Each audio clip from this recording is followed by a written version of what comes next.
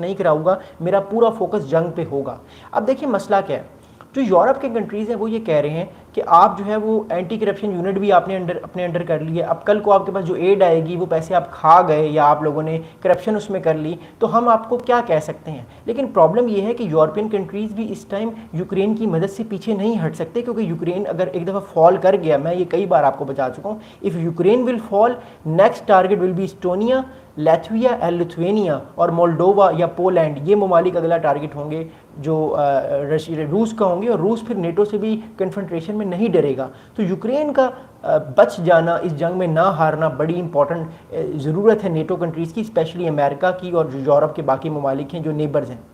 That's the basic reason why आने वाले वक्त में हमें नज़र आएगा कि जो एंटी करप्शन यूनिट पे ये चार्जेस लिए हैं और ये जो प्रोटेस्ट इरप्ट हो रहे हैं, मेरी अपनी पर्सनल ख्याल और एनालिसिस है कि ये प्रोटेस्ट आने वाले वक्त में कम हो जाएंगे या मे बी 2 या 3 दिन में ये ख़त्म हो जाए, क्योंकि at the end of the day Ukraine एक जंग में है, यूक्रेन इज़ इन वॉर। आप सदर ज़ेलेंस्की जो है वो खिताब भी कर सकते हैं, वो ये भी कह सकते हैं कि यूक्रेन जंग में था, हमारी मजबूरी थी, इस वजह से मुझे इस इदारे को भी अपने अंडर लेना पड़ा ताकि मैं पूरा फोकस जो है वो अपनी इस जंग में कर सकूँ और यूक्रेन को फतह याब कर सकूँ। लेकिन याद रखिएगा, जब इस तरह के स्टेप्स कोई प्रेसिडेंट लेते हैं तो एक तरह से उनको अथॉरिटेरियनिज्म की तरफ भी वो मुल्क चला जाता है, क्योंकि याद रखिएगा 2014 से 2025 तक, इस साल तक यूक्रेन जो था वो एक तरह से डेमोक्रेटाइजेशन की तरफ जा रहा था, सारे इदारे जो थे वो ऑटोनमस हो रहे थे। जो यूरोपियन यूनियन है उसमें यूक्रेन के चांसेस थे कि वो इंटीग्रेट हो जाएगा अगर वो अपने सारे इदारों को ऑटोनमी देता है, सारे इदारों को जो है वो एक तरह से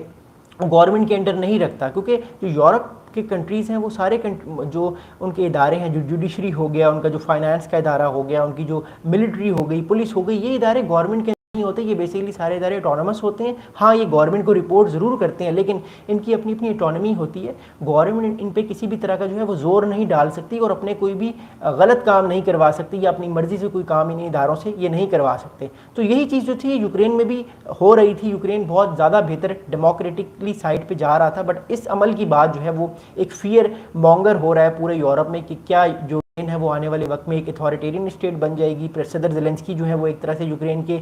किंग बन जाएंगे जो अगले 20 या 25 साल तक सरबराही करेंगे और वो इस्तीफ़ा नहीं देंगे। बट आई स्टिल थिंक कि ये सारी जो स्पेकुलेशंस की हद तक तो ये बातें ठीक हैं, बट इन रियलिटी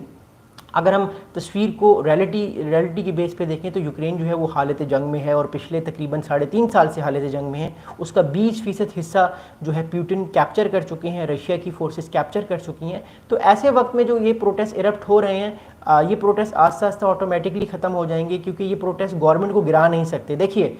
यूक्रेन की गवर्नमेंट कहीं जाने वाली नहीं है, सदर ज़ेलेंस्की कहीं जाने वाले नहीं है, उनकी अथॉरिटी ऑलरेडी मजबूत हुई है, उनके पास मिलिट्री एड आ रही है, सदर डोनाल्ड ट्रंप उनको सपोर्ट कर रहे हैं, फिर यूरोपियन ममालिक उनको सपोर्ट कर रहे हैं। ऐसे में सदर ज़ेलेंस्की का जो हटना यूक्रेन के लिए और यूरोपियन ममालिक के लिए बड़ा नुकसानदेह होगा, क्योंकि फिर कोई नया सदर आएगा तो उनको नए सदर को समझना पड़ेगा कि नया प्रेसिडेंट यूक्रेन का ये कैसे सोचता है या इसकी क्या अप्रोच है। तो ऑलरेडी वो डील कर रहे हैं प्रेसिडेंट ज़ेलेंस्की के साथ, जो कि बहुत बेहतर है उनके लिए इस टाइम तक। तो प्रेसिडेंट ज़ेलेंस्की देखिए सारी बातें यूरोप की मान रहे हैं, वो इस बात पे भी मान गए हैं कि जो इलाका हम लूज़ कर गए हैं हम उस पर अब दोबारा बात नहीं करेंगे, हम सिर्फ सिक्योरिटी गारंटी लेंगे आप लोगों से और हम आपसे ये रिक्वेस्ट करेंगे कि इकनॉमिकली हमारे मामला ठीक करें और रशिया के ख़िलाफ़ हमें कोई सिक्योरिटी गारंटी दें। यूक्रेन अब इन बातों पे आमादा हो गया है, प्रेसिडेंट ज़ेलेंस्की जो है वो इन सारी बातों पे आमादा हो गए हैं। अब आज जो है वो पीस टॉक्स भी शुरू हैं तुर्किया में, इस्तांबुल में, यूक्रेन और रशिया की। इसमें मैं थोड़ी देर में आता हूँ, बट मैं जो बेसिक बात कर रहा हूँ वो ये मैं बात कर रहा हूँ कि जो प्रोटेस्ट इरप्ट हो रहे हैं पूरे यूक्रेन में, इससे हमें एक चीज़ तो नज़र आ रही है कि यूक्रेन के अंदर एक तरह से अवेयरनेस है और जंग के बावजूद ये लोग जो हैं ये प्रोटेस्ट करके अपने राइट, अपने जो है वो गुस्से का इजहार कर रहे हैं, जिससे कोई ना कोई मैसेज जो है वो प्रेसिडेंट ज़ेलेंस्की को जाएगा। और ये भी हो सकता है कि कुछ दिनों के बाद प्रेसिडेंट ज़ेलेंस्की अपने उन ऑर्डर्स को वापस ले लें। लेकिन मैं आपको बता चुका हूँ पिछले साल प्रेसिडेंट ज़ेलेंस्की पे ये एक तरह से इल्ज़ाम लगा था और बहुत सारी खबरें आई थी कि प्रेसिडेंट ज़ेलेंस्की ने जो उनको मिलिट्री एड मिल रही है यूक्रेन रशिया वॉर के लिए, वो पैसे उन्होंने अपने पर्सनल यार्ड्स खरीदने में लगा दिए। अब जो यार्ड होता है बेसिकली वो एक बहुत बड़ी एक तरह से बोट होती है, एक तरह से बहुत बड़ी कश्ती होती है जो कि लोग आइसलैंड्स पे लेकर जाते हैं और लोग अपनी छुट्टियां मनाते हैं जब भी किसी रिवर वाली साइड पे जाते हैं। तो यार्ड बेसिकली उसे कहते हैं, it's a very big boat जिसमें आप सो भी सकते हैं, आप खा भी सकते हैं। आपने मूवीज़ में देखे भी होंगे बड़े बड़े यार्ड्स जो शिप्स की तरह होते हैं। तो वो बहुत सारे यार्ड्स जो थे वो सदर ज़ेलेंस्की ने लिए। इस बारे में खबरें आई थी कि जो पैसे मिल रहे हैं यूक्रेन रशिया वॉर में, इस एड को यूज़ किया सदर ज़ेलेंस्की ने अपनी पर्सनल अपनी